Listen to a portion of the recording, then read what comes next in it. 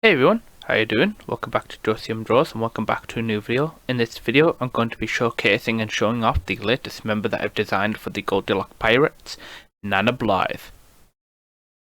Okay, to kick things off here, as you can see I've got my initial sketches here. And I really didn't know what I wanted to do for the next member. I knew I wanted to add a female member, as I've talked about in a previous video, and that character got kind of scrapped. And but I wanted to come back with a vengeance and wanted to design a female character, as it's looking a bit more of like a sausage fest right now on the Goldielock Pirates crew. And I know it is my crew and I can do what I like with it, and I could have an all-male crew, but just because I find it easier to draw male characters doesn't mean that I don't want any female characters. And so I wanted to design a female character, and so you can see I've got my initial sketches here. And initially I wanted to make kind of like this young female pirate that was kind of more of like a sword master. Maybe she'd be from Wano and she'd have escaped when Kaido came, and she was, maybe she was the I was going to call her the Sea Prism Princess or the Sea Prism Swordsman, and she was going to have like a bunch of like Sea Prism stone weapons that she would use to fight devil fruit users. And now in her backstory I was thinking, she has like this massive grudge against a lot of devil fruit users because of Kaido and Orochi, and she has that kind of unique skill of crafting Sea Prism weapons, because no one in One Piece actually has that. Oh, haven't seen that yet, and I think that'd be a really cool addition to the team. But I kind of changed my mind. So she was kind of like an initial sketch of what I wanted to do, and I still like this kind of like quick sketch. It's just it wasn't really in the cards. So after that I kind of shifted my perspective after a couple of days and thought, well, there's not really any kind of like older characters that you see in like some of the crew. It's like, yeah, there was Whitebeard and there's Big Mom, and there's other kind of like older female characters like Hina, I think, from the Marines, and then we got Dr. Kureha. So there are a lot of kind of like older female characters there, but none that are like actively participating in their crew and are an active member, apart from like maybe Big Mom, really. And so that was my kind of idea coming into this. And so yeah, you can see these are kind of like my initial sketches. Here I kind of used a lot of references, just looking at older women, looking at kind of like grandmas, nanas, that kind of stuff. And so I imagined her to have this big kind of almost like a Wano type hairstyle that was like kind of taut up into a bun. She's kind of like this grouchy, square looking grandma with a big nose and these kind of like angry eyes. And she have like these drooping cheeks and these kind of like thin lips. But I kind of moved on from that sketch, and I kind of wanted to do a little bit of more of a gnarly grandma, a gnarly kind of like older female character. And so I kind of started doing these sketches down here. I'm thinking like a grandma with big kind of like hoopy earrings and big kind of jewels and things and rings on her fingers. Somebody who's maybe had stolen a lot of kind of like jewelry over her time. And that's kind of like my idea that was going into it. I thought she could have like a beauty spot under her eye. I think that'd be kind of a nice, kind of unique detail that she could have. She would have this big bulbous nose. I was taking a lot of inspiration from Studio Ghibli's Spirited Away with Yubaba, and how she's kind of like this big, kind of like fat-headed old woman. And so I took a lot of inspiration from her, again, like with Dr. Kureha and Big Mom as well, and a lot of the other kind of like older female characters. And then I started kind of experimenting with hairstyles. I did a few, but these are the only kind of like two that I really liked. I only really thought might be worth showing off. And I'm kind of trying to focus on kind of getting all these wrinkles, because I don't want to go overboard with it and do too many of them. Because then it'll just be cluttering up the face, and then it's just going to be annoying to see. But I thought she could have this kind of like big patch of like poofy white hair. Kind of how like Brook has his big kind of afro black hair. I thought she could have this kind of big poofy patch of like white poofy hair. And so you can see you've got these kind of like really quick kind of indications of like these big kind of like pearled kind of like necklaces. And yeah, like I said again, the big bulbous nose, and kind of like trying to get those kind of like distinct One Piece-ish eyes. Again, One Piece is a kind of like a series that you have a lot of flexibility with the art style, because there's so many different types of characters, from big and fat and small and tall and thin and bulky and muscular, and every kind of character you could imagine. So you've got a lot of leeway with when it comes to the art style. And this is kind of like the one I kind of more or less settled on with the kind of in terms of initial sketches. As you can see, I've got kind of like the facial wrinkles there. I took that from Hina. I think that was a nice, cool detail. I took kind of like that big kind of ish nose from Yubaba and Big Mom, and then added my own kind of flair, like the beauty spot under there, kind of like the crow's feet here, the big kind of like pearl earrings, and then kind of like the necklace there, and then I kind of got this big poofy patch of big kind of hair here, which I imagine to be kind of quite large and white. So that's all my initial sketches there. Moving on to the developed sketches here, as it's a little bit more sparse, but as you can see, I took that idea of like the initial sketch and kind of developed it further here. Again, kind of making that big nose a bit more ridiculously big, give her kind of like a big kind of chin there. Can I get kind of those neck wrinkles you see a lot of older people have, and then kind of get those, again, some more indications of kind of like this pearl or kind of like string or jewelry necklace, and then this kind of like big feature on her head of like this big kind of like a poofy afro type of thing. Again, kind of like some forehead wrinkles. And then here's when I added the interesting detail of like these swirly eyebrows. Now, when I posted something in the community tab, a really kind viewer suggested, like, is it something to do with like Germa 66 or the Goa Kingdom? Not Goa Kingdom, I think. I don't know. Correct me in the comments. But the Germa Kingdom, sorry. Yeah, I thought about it when I was trying to write the lore for the character. No, it's got nothing to do with that. I just really like the swirly eyebrows, really. I know that might be a bit confusing, but I just really like the way that they look, to be honest. I think they're a really cool detail that not a lot of characters have, and, you know, I mean, maybe she could have some sort of, like, maybe her father was from the German Kingdom, maybe? I don't know, that could be a cool detail. Maybe he had some swirly eyebrows. I don't know. Use your imagination, because, you know, the more people that do that, the better the lore for the characters become. Here I kind of, like, did another kind of, like, sketch of her and trying to kind of exaggerate that kind of stuff again, you know, getting a different type of earrings. Maybe she had some sort of, like, shawl or kind of, like, scarf or something she could kind of put over her mouth, maybe. And again, like that beauty mark there, and kind of again more defining more of this kind of like wrinkled kind of like mouth here, and kind of getting these eyes in place, and then obviously the big poofy hair, taking inspiration from Brooke there. Here I did kind of like a front view, because I found this really cool image of this elderly woman on Google who had like these big thick rimmed glasses and like these big kind of like almost like big what do you call it? Kind of these green pearls and rocks and stuff as like a big necklace. And so I really liked it, and I gave her like these big kind of like again dark bluish kind of earrings, and then kind of tried to figure out what her face would look like from the front. And I really liked this kind of stuff. It had the right amount of detail, you know, the swirly eyebrows, the big kind of nose at the front, these kind of like droops and hangs and stretch marks and stuff like that. All stuff you would consider kind of unsightly, but I think it's a really cool character trait for it. And then again, like this indication of this big poofy white kind of like almost afro that she has going on, which I think is really cool. And then indication of her clothes here, which is kind of like maybe some sort of like grey shawl or t-shirt or something to keep her kind of like warm, because she's a grandma, she's a nana, but she will kick your ass.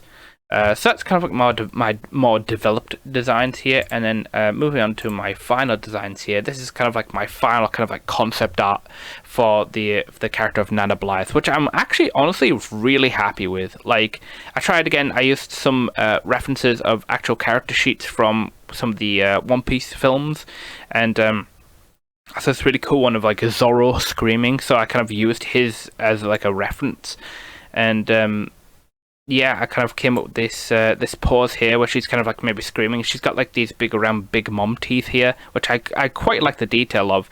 And then maybe, you know, maybe she's screaming to the captain, you know, or something. And again, I got this big poofy afro here, which I really like. I was going to ink these, but I honestly kind of like them more of these kind of like sketchy, kind of like pencil-y, kind of like rough designs. You know, you guys can get to see the, you know, the initial designs, the developed stuff, and then you get to see these kind of like finalized kind of concept pieces. Like I've said before, concept art isn't really meant to kind of be all pretty, and it's not meant to kind of be like final artwork. It's meant to kind of showcase an idea and then execute on it, and this is my kind of like final kind of like artwork of my concept for the character. You know, maybe if she was going to be in One Piece, like in the manga or something, And yeah, I've got kind of like just some basic shadow and lighting here, really roughed in, just so you can get an idea of what her kind of clothes would be. And I really like it. I like how kind of her earrings and her kind of like big pearl necklace here match. I think it's a really nice detail, and she's got kind of like this brown shawl here, and I've got stuff like kind of like big moles on her neck there, and kind of like skin that's overlapping from her nostrils and down on her chin, you know, because sometimes some One Piece characters have these kind of like overlapping kind of like mouth shapes, which I think is really nice. And I just think she has kind of like a unique design that I think is really cool and separate from the rest of the Goldielock pirates. Yeah, and I really like it. It's got like a little, like I said earlier, a little bit of kind of like other characters sprinkled in there, which I really like. And this is my favourite pose that I think she's in, and I put that on her wanted poster. Here's like the front view. I did kind of do a lot of like stretching and manipulation to get kind of this big poofy kind of like afro here. But you know, again, it's just another view to show kind of like, you know, you got your 3/4, your side, and then you get like your front view of the character, and yeah, it shows off kind of like her droopy cheeks and her beauty spot there, and her kind of looking off to a different side, and you know, her big bulbous nose and her square almost jaw, chin there, and then like her kind of necklace there. And I just really like the way that it looks. It's not my favorite view that I've done, but like I said, it's only concept kind of like sketches and stuff. It's not meant to be perfect, but I really like the way that these turned out. And then one off to the side here, you know, maybe she's looking off to the side, so you get a better idea of what like her nose and her chin look like there, and kind of get a swirly eyebrow in there. And I actually really like this one. I really like this one. I don't know why. I just really like the way that it turned out. Again, kind of getting those like neck kind of like lines on there, and her big chin and her wrinkled mouth. I think it's pretty cool. So I've got kind of like multiple views of the character, you know, with one with the mouth closed, one with her looking off to the side from the front, and then kind of like one with her mouth open, so you get to see like what her mouth actually looks like. And I really like the way that these turned out. Yeah, I just really like the way that these turned out, and I think she's a unique character that I'm pretty happy with that I ended up with. I'll quickly show you the wanted poster as well. Yeah, there's a wanted poster for Nanna Blythe. I think it's pretty cool. Maybe this is like another snapshot or something. But yeah, I'm really happy with how these characters turned out. I'm gonna show you kind of like a time lapse of me kind of like sketching these characters, and then I'll tell you about the lore for Nanna Blythe. Okay, see you in a minute. Okay, so getting into Nanna Blythe's backstory. Why is she called Nanna Blythe? Well, Nana's a kind of like a play on words. You know, in the UK we call Nana kind of like our you know, like grandma's nanas, and so I think that was a kind of like a nice parallel. You know, a nice friendly kind of like older woman that would kind of that's supposed to like take care of you when your parents aren't around. They'll give you kind of sweets and treats and that kind of stuff. I wanted to initially call her Biddy Blythe because I think that sounded good. You know, again, another play on words of, you know, look at that old Biddy over there. But it didn't really sound right after a while, and I kind of hated the way it sounded, so I changed it over to Nana, and I think it just sounds a little bit better. And yeah, that's you know what her name is really. So basically, Nanna Blythe is at the ripe age of 55, and she actually has a devil fruit, but more on that later. She is the doctor and physician of the Goldielock pirates, making her basically kind of like the Chopper equivalent on this pirate crew, which I think is really good, and it really does pair well with her devil fruit. So what's her backstory? Well, basically, Nanna Blythe was born in the North Blue on Rubeck Island. For this kind of like backstory kind of stuff, I put in a lot more effort into it this time than last time, admittedly. And I actually looked up, you know, the One Piece wiki, and I looked up a lot of different kind of islands, like where do I want to be situated? Do I want to be in the North Blue, the East Blue, the West Blue, the South Blue? And I was looking through a lot of the different kind of like areas and islands and that kind of stuff, and I found that the North Blue was kind of interesting. So I really wanted to do that. So basically, she was born on Rubeck Island to a pretty kind of like low-ranking, bottom-tier marine. You know, he was stationed there, and obviously meeting a local woman. You know, they would come together and create Nana.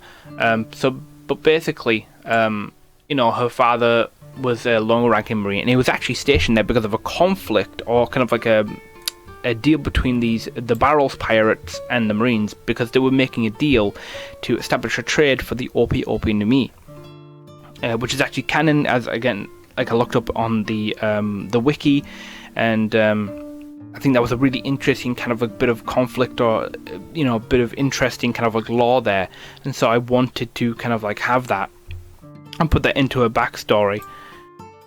During this kind of like trade between the kind of Marines and the Barrels pirates, obviously a conflict breaks out, or I imagine that a conflict would break out.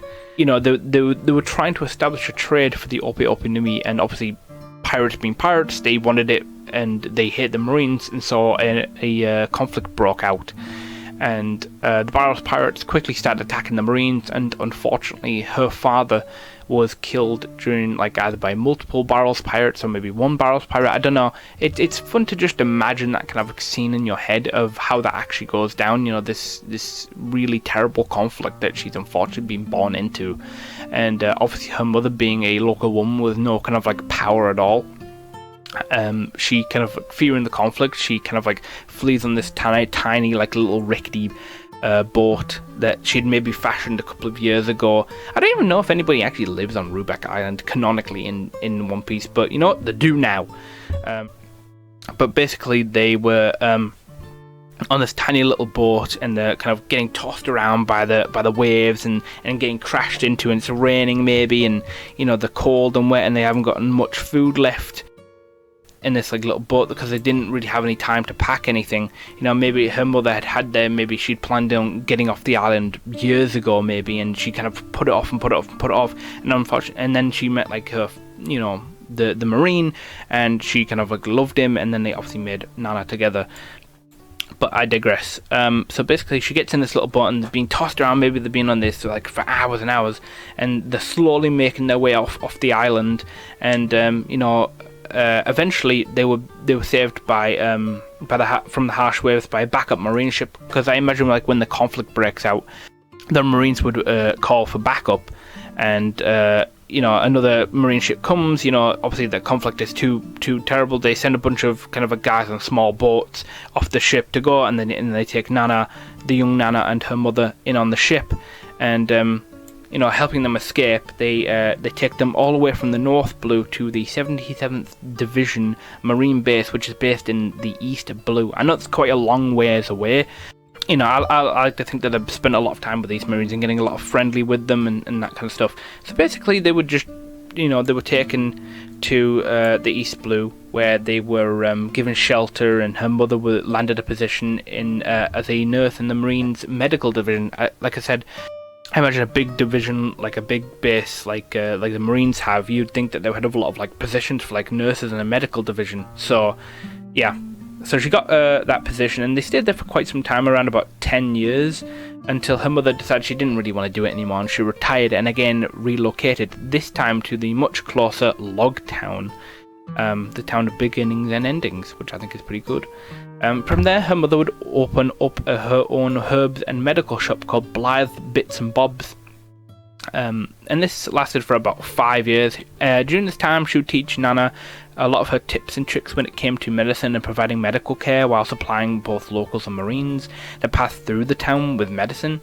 At the same time, though, she would secretly help wounded and injured pirates. I know it sounds kind of counterproductive, but she was a really kind woman, and she loved to help a lot of different people, and she believed in the goodness of people, kind of like Belmare, and she didn't really want to hurt anybody, and she just wanted to help people.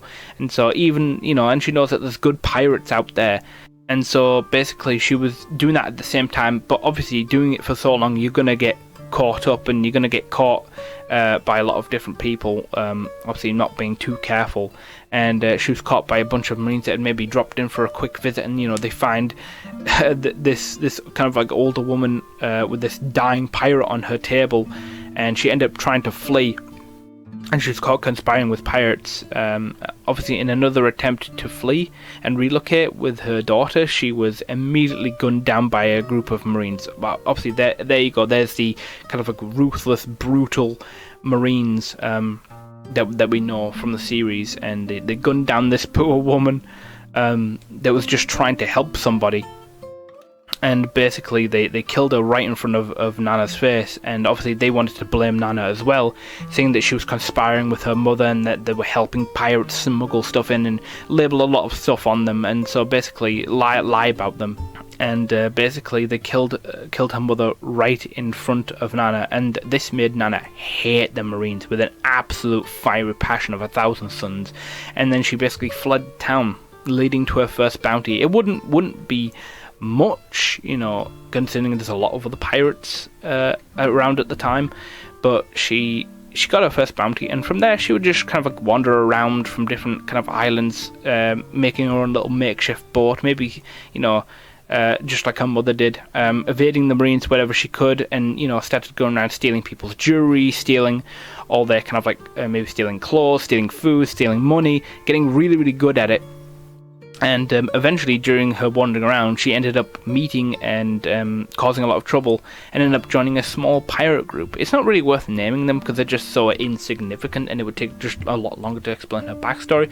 But basically, she joined their pirate crew, and she would stay, but she wouldn't stay with them for too long, maybe like 2 years. And then she decided she just got bored of them and didn't like them anymore, and so she did that a lot. She'd just kind of like wander around and kind of like not stay in one place for too long, and similar kind of stuff. She would maybe stay on that pirate crew for maybe like 2 years, and then just decided, nah, I don't really like you anymore, and she would just raid all their treasure and all their food, and sneak off with all their treasure during the night. And she ended up, during this time in this encounter, stealing and eating her devil fruit, the Nunu no Mi. She would then repeat this pattern for almost like maybe like 30 years or something, using her unique devil fruit powers, which I will get to in the next section, to basically evade capture. And basically she did this for around like 30 years. Again, somebody with a relatively small bounty and almost no information on her or her whereabouts. She kind of almost easily evaded marine capture, but basically she came back at the ripe age of 55, and she decided to go back to Logtown. You know, during this time, you know, she would have changed significantly, and they didn't have a bounty kind of like thing, an updated bounty picture for her. But basically, yeah, she would come back and reopen the shop, and then obviously enter the Goldielock pirates. They'd just gotten into a recent conflict with some Marines, and Captain Goldielock had been really injured, really bad, and needed immediate medical attention. They arrive in Logtown and make their way to the shop and beg Nanna to help him. Remembering her mother, she decided to help them and sew up his wound, and help the newly established pirate group. Feeling that spark of excitement and adventure once again, she begged to join their crew. Seeing she had just helped them and they had no medical knowledge or doctor on the crew already, they agreed, and she became officially the official physician and doctor of the Goldielock pirates, making her the 4th member of the crew.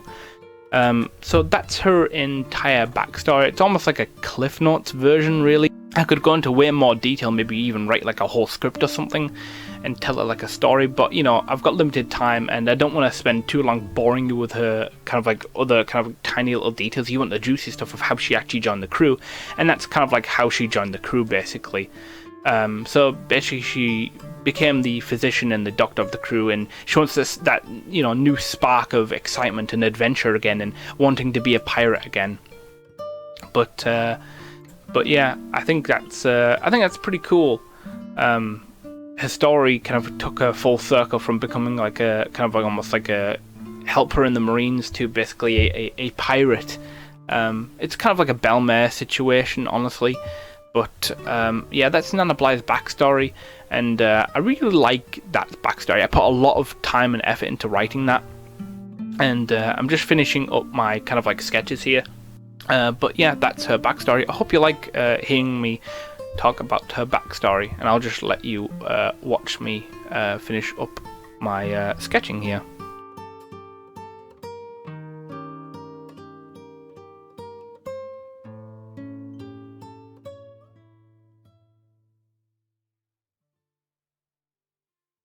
Okay, now moving on to the Nunu no Mi, Nanna's devil fruit. Now as you can see, I'm just kind of like starting to sketch out the devil fruit here. On my left here, I've got kind of like some references as to what the devil fruit is. You know, I've got like a ball of yarn, a kind of like pin cushion there, kind of like another ball of yarn with like some like yarn needles in it, I think it is, or knitting needles, and then like another like scrunched up ball of yarn there.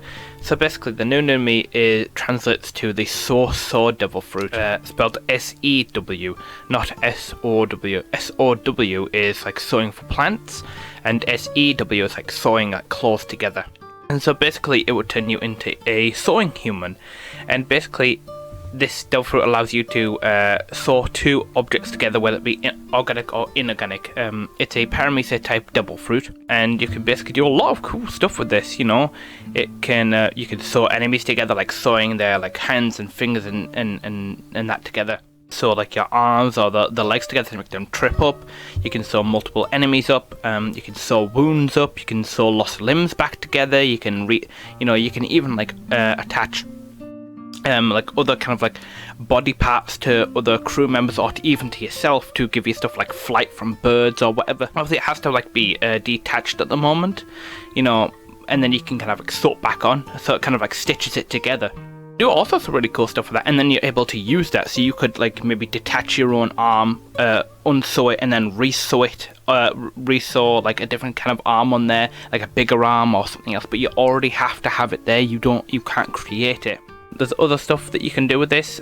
Basically the user shoots out these kind of like almost yarn or thread like strings, not like Doflamingo's devil fruit. They're nowhere near as strong as that. It's like I said, it's more like yarn actually, but basically you can basically use that to sew things together. It can be strengthened by Haki, but I haven't decided whether she will have Haki or not. It would make sense over time for it to develop it, but I think it's better if she develops more of her devil fruit, and rather than Haki actually. So basically, yeah, you can do that. It's more of a supportive devil fruit rather than kind of like more of a combative one, but it can be used in a combative way if you're pretty clever with it and pretty creative with it. The threads actually can be cut if it's the attack is strong enough, or the threads can be removed if you pull with enough force. So it's not like it's permanently attached, but the use of the fruit can attach and detach things from others and yourself at any time.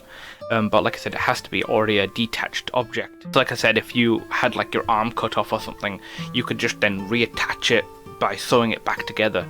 But yeah, as a potential awakening for this devil fruit, I'm not exactly sure what you'd be able to do. I'm assuming you could be maybe like stitch multiple people together, or maybe even turn the buildings and stuff into kind of this kind of yarn substance. Maybe you can stitch a lot of different things, like maybe souls together or something like that. I don't know. It's a pretty interesting idea to think about, like stitching and sewing different things together.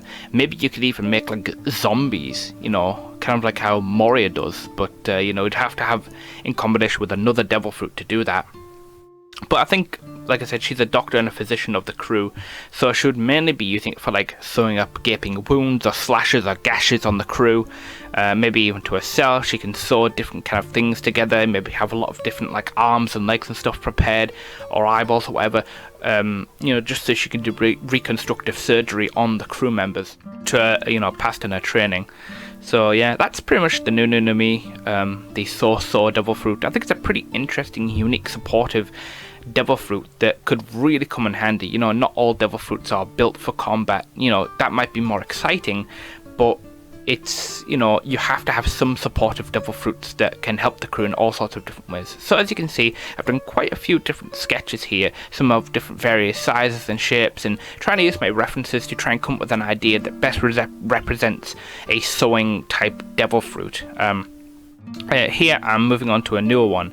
I believe this is the one that I actually go with. I could do with it and trying to fit where the swirls can come in, and I thought it could be kind of have that shape of like the pin cushion, and it kind of like these like extra kind of like almost pin like shapes coming out of the devil fruit itself, as they can have like extra things attached onto them, and then kind of the top kind of like stem there could maybe act as like kind of like the thread of the yarn, this kind of like long spiraling kind of like tendril, this kind of like yarn. Yeah, so I was trying to maybe change the shapes to make them a little bit of these kind of like pins that are sticking out here a little bit more kind of like curly, more like kind of get more of that devil fruit swirl in there, but I thought that might just complicate it a lot, so I didn't end up doing it. So yeah, I'm just reinforcing kind of these kind of like pins on the side there. Just at this point I pretty much felt like that was a really good base for the devil fruit, and I think it looked pretty interesting and unique, but I still wanted to explore different ideas for kind of like the swirling, twirling, kind of like twisting, spiraling kind of like top bit there that would represent the stalk or the stem of the devil fruit. So I just kind of like wanted to explore a little bit more of that there, by kind of going in different directions and trying different twirling bits. Maybe I had an extra stalk coming off it, maybe. I think that would make it quite interesting. And again, another one here, just trying to figure out what I wanted to do, just because I thought I'd already decided I wanted to do the first one here, but I thought I'd just explore it. But again, yeah, here now I'm going to move on to the inking. I'd already decided, got my lazy Nezumi there, that I use for all my inking and sketching, specifically inking. But yeah, I struggled to get this line in there, but eventually I get it, and then I'm just kind of using this basic kind of like sketching inking brush that I actually made in Photoshop. Changing the size here, thinner lines on the inside and then thicker lines on the outside, and now I'm just going around the pins on the outside. Drawing circles is hard, but I'm really liking the way that this inking is coming out. Yeah, I really like the way that this devil fruit came out. I think it's a really interesting looking devil fruit, and I would eat it. Would you guys eat this devil fruit? After the powers I explained, would you eat it? I think, like I said, it's an incredible supportive devil fruit that could really help a lot of stuff, and you really do have to be quite creative with it to make the best use of it. But even so, just being able to soap your own wounds is pretty incredible, and then being able to kind of like, you could detach and retach your own limbs, or give yourself different limbs, or just, sew wings onto your back and then kind of be able to fly. I think that's pretty incredible. So I've moved on to kind of like colouring here now, and as always I do kind of this grey kind of like base under there. It's just so I can clip it, so like when the colours go on I don't have to like stay in the lines, as it were. I won't have to worry about going outside of the lines, as when you clip it, it won't let you draw outside of that. So I just kind of have this grey layer here, and then I kind of bring my reference back in for some colour reference, and I start colouring here. Again, on these pins I was thinking, maybe it might be interesting if I have like all these different kind of coloured pins that go on there, but that was kind of like really tedious, to be honest, and I didn't really like doing it, but I thought it was an interesting thing to explore at the time. I didn't end up liking it. It looked way too clustered and cluttered, and a lot of these different kind of colours just looked really annoying and kind of stupid, so I just didn't do it.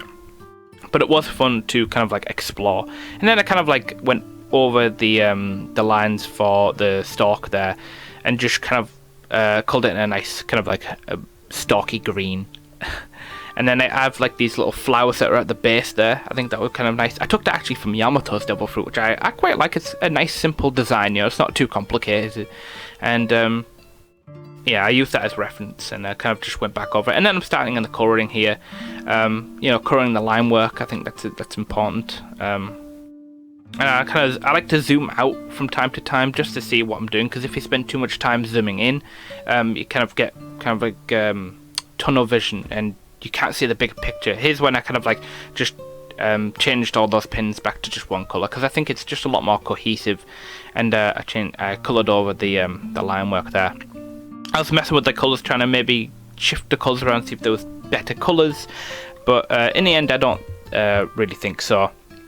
And then I'm moving on to just kind of like some basic shadow and shading here. Just to add a little bit more depth to the devil fruit itself, just some basic shadows and highlights here, just to make it a little bit more appealing. Yeah, I use a kind of like a colour dodge layer there, and just adding some stuff to the pins on there, and then I think I add some stuff to the stalk in a minute here.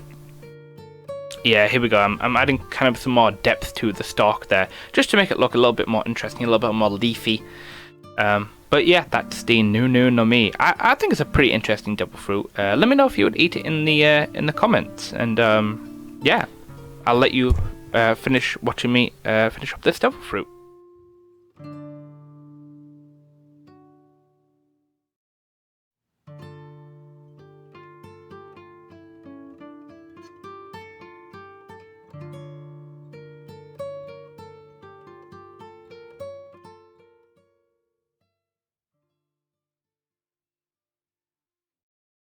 Okay, so that was basically Nanna Blythe's backstory, some sketching, and her double fruit, the new me. So let me know what you think of Nanna Blythe, the latest member of the Goldielock Pirates, in the comments. Let me know whether you like her design, whether you want me to do more of her. Let me know about her backstory and how well I executed it, and let me know what you think of her devil fruit. But if you did enjoy this video, don't forget to like, comment, subscribe, and share my work around. And I'll see you guys next time. Bye! Hey there, thanks for watching. If you like what you see, don't forget to like, comment, subscribe, and share my work around. I'll see you next time.